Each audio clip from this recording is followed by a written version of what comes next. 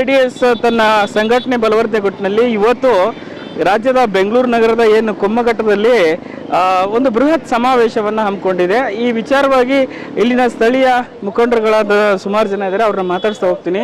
Sir, ಇವತ್ತು ಕುಮಾರಸ್ವಾಮಿ ಅವರ ನೇತೃತ್ವದಲ್ಲಿ JDS ಪಕ್ಷ ಸಂಘಟನೆ ಆಗ್ತಾ ಇದೆ. ಇವತ್ತು ಕೂಡ ಏನು 28 ಕ್ಷೇತ್ರದ ಕಾರ್ಯಕರ್ತರ ಸಮಾವೇಶ ನಡೀತಾ ಇದೆ. ಹೇಗೆಲ್ಲ ತಯಾರಿ ನಡೀತಾ ಇದೆ, ಯಾವ ರೀತಿ ತಯಾರಿ ಆಗಲೇ ಇದು 10 ದಿವಸದಿಂದ ತುಂಬ ಜೋರಾಗಿ ತಯಾರಿ ನಡೀತದೆ. ಮಾನ್ಯ ನಮ್ಮ ಯಶವಂತಪುರದ ವಿಧಾನ ಪರಿಷತ್ ಸದಸ್ಯರಾದ ಜವರೇಗೌಡರ ನೇತೃತ್ವದಲ್ಲಿ ಮತ್ತು ಇನ್ನು 28 ಮತ್ತು GB ಅಧ್ಯಕ್ಷರಿದ್ದಾರಲ್ಲ ನಮ್ಮ ರಮೇಶ್ ಗೌಡರು ಮತ್ತು ತಿಪ್ಪೇಸ್ವಾಮಿ ಸರ್ರು, ಈ ಸುಮಾರು ಜನನು ಇಲ್ಲಿ ನಿಂತ್ಕೊಂಡು ಇದನ್ನು ಆಲೇ ಒಂದು ತಿಂಗಳಿಂದನೂ ವ್ಯವಸ್ಥಿತವಾಗಿ ಪ್ಲಾನ್ ಮಾಡ್ಕೊಂಡು ಜನಪ್ರಿಯ ಈ ಜನತಾ ಸಮಾವೇಶವನ್ನು ಇದು ಮಾಡ್ಕೊಂಡಿದ್ದಾರೆ ಸರ್.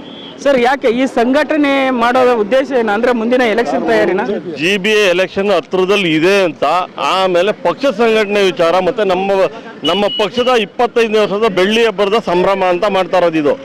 ಅದಾದ್ಮೇಲೆ ನೆಕ್ಸ್ಟ್ GBA ಚುನಾವಣೆ ಅಂತ. ಈಗ ನಮ್ದು ಫಸ್ಟ್ ಬೆಳ್ಳಿ ಹಬ್ಬ, ನಮ್ಮ ಪಕ್ಷದ 25ನೇ ವರ್ಷದ ಬೆಳ್ಳಿ ಹಬ್ಬ. ಒಂದು ಪ್ರಾದೇಶಿಕ ಪಕ್ಷವಾಗಿ 25 ವರ್ಷ ಸಕ್ಸಸ್ಫುಲ್ ಆಗಿ 2 ಬಾರಿ ಕುಮಾರಣ್ಣ ಮುಖ್ಯಮಂತ್ರಿ ಆಗಿರುವಂಥದ್ದು, 1 ಬಾರಿ ಕೇಂದ್ರ ಸಚಿವರಂತ ಆಗಿರುವಂಥದ್ದು.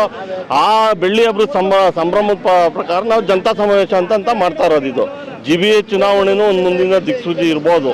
ಅದೆಲ್ಲ ನಮ್ಮ ನಾಯಕರುಗಳಿಗೆ ಬೇಕಂತ ವಿಚಾರ. ಮತ್ತು ಇದೆಲ್ಲ ಒಂದು ಒಳ್ಳೆ ಸಮಾವೇಶ ಮತ್ತು ತುಂಬ ಅದ್ದೂರಿಯಾಗಿ ನಡೀತಾ ಇದೆ. 1.5 ಲಕ್ಷ ಜನ ಸೇರ್ತಾ ಇದ್ದಾರೆ. ಇವತ್ತು ಮನೆ ಅಪ್ಪಾಜಿಯವರು HD ದೇವೇಗೌಡಜಿಯವರು ಬರ್ತಾರೆ, ಕುಮಾರಣ್ಣವರು ಇದ್ದಾರೆ, ನಿಖಿಲ್ ಕುಮಾರಸ್ವಾಮಿ ಅವರು ಮತ್ತು ಹಲವು ಪ್ರಮುಖ ಮುಖಂಡರುಗಳು, ನಮ್ಮ ಪಕ್ಷದ ಪ್ರಮುಖ ಮುಖಂಡರುಗಳು ಇವತ್ತು ಸಮಾರಂಭದಲ್ಲಿ ಭಾಗವಹಿಸ್ತಾರೆ.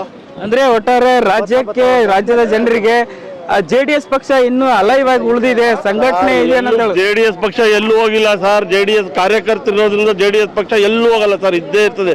ಇದಿನ್ನ 50ನೇ ವರ್ಷದ ಸಂಭ್ರಮವನ್ನು ನೀವೆಲ್ಲ ನೋಡ್ತೀರಾ ಸರ್. ಮುಂದಿನ ದಿನಗಳಲ್ಲಿ 50 ವರ್ಷನೂ ನಡೆಯುತ್ತದೆ, 100 ವರ್ಷವರೆಗೂ ಹೋಯ್ತದೆ ಇದು. JDS ಎಲ್ಲೂ ಹೋಗಲ್ಲ. ನಿಖಿಲ್ ಕುಮಾರಸ್ವಾಮಿರು ಭದ್ರವಾಗಿ ರಾಜ್ಯಾದ್ಯಂತ ಸಂಘಟನೆ ಮಾಡ್ತಾ ಇದ್ದಾರೆ.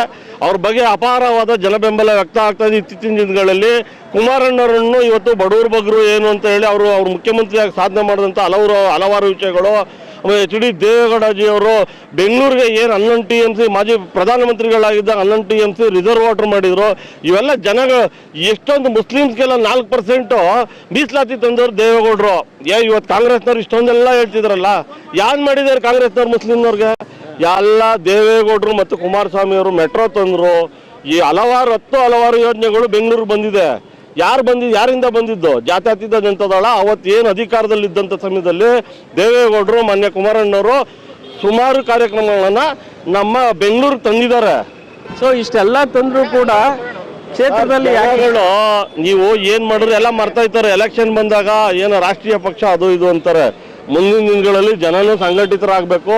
ಯಾರು ಕೆಲಸ ಮಾಡ್ತಾರೆ ಅವ್ರಿಗೆ ಓಟ್ ಹಾಕಿ ಅವ್ರನ್ನ ಗೆಲ್ಲೋ ಪರಿಸ್ಥಿತಿಲಿ ತಾಂಬಂದು ನಿಲ್ಲಿಸಬೇಕು. ಇವತ್ತು ನೋಡಿ ಒಳ್ಳೆ ಸಮಾವೇಶ ಆಗುತ್ತೆ. ಇನ್ನು ಮುಂದಿನ ಮೇಲೆ ನಾಳೆಯಿಂದ ಇನ್ನೂ ಚೆನ್ನಾಗಿ ಬೆಂಗಳೂರು ನಗರದಲ್ಲಿ ಸಂಘಟನೆ ನಡೀತಾ ಇದೆ.